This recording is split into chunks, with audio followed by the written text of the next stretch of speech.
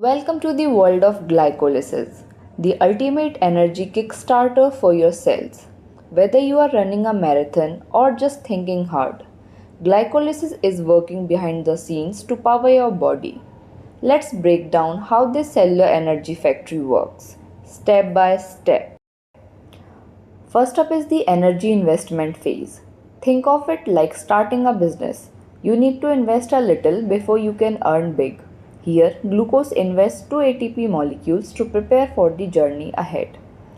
Step 1 is the glucose phosphorylation. Glucose enters the cell and immediately gets tagged by a phosphate group thanks to ATP. Now it is officially activated as glucose 6 phosphate. Step 2, isomerization.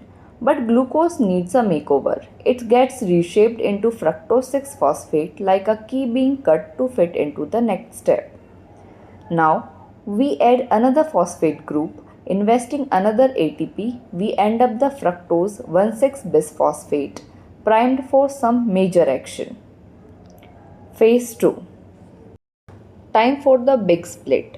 The 6 carbon sugar breaks into two 3 carbon pieces. One is G3P, ready for the next steps, and the other is DHAP, which quickly converts into another G3P. Now we have got two more molecules racing through the pathway. Phase 3. Now this is where we start making a profit. In the next steps, we start cashing in on that earlier investment, creating energy in the form of ATP and NADH. First, our G3P gets oxidized, transferring high energy electrons to NAD+, creating NADH, our cell's rechargeable batteries. This also creates a new molecule 1,3-bisphosphoglycerate, now loaded with potential energy. Now we are making ATP. A phosphate group from 1,3-bisphosphoglycerate is transferred to ADP and boom, the ATP is produced. This happens twice since we have two G3P molecules.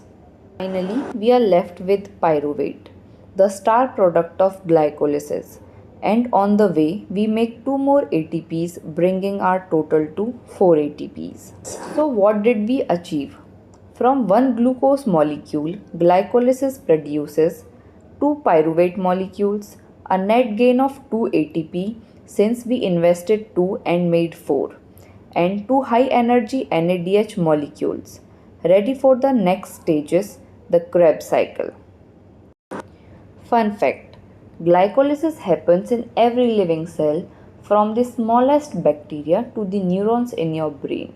It is also a super quick way for cells to make energy when oxygen levels are low, like during intense exercise. Now that we have pyruvate, where does it go next? If there is oxygen, it enters the Krebs cycle for more energy production. But in oxygen-starved conditions, like during a sprint, it takes a detour in lactic acid fermentation, leading to that muscle burn you feel. Conclusion: glycolysis might seem small, but it is the foundation of cellular energy. Without it, your body would not be able to power your muscles, brain, or even basic survival. So, next time you eat a snack, remember glycolysis is there, working behind the scenes to keep you going. Want to learn more about how your body creates energy? Hit that subscribe button and join us for the next episode on the Krebs cycle, where the energy adventure continues.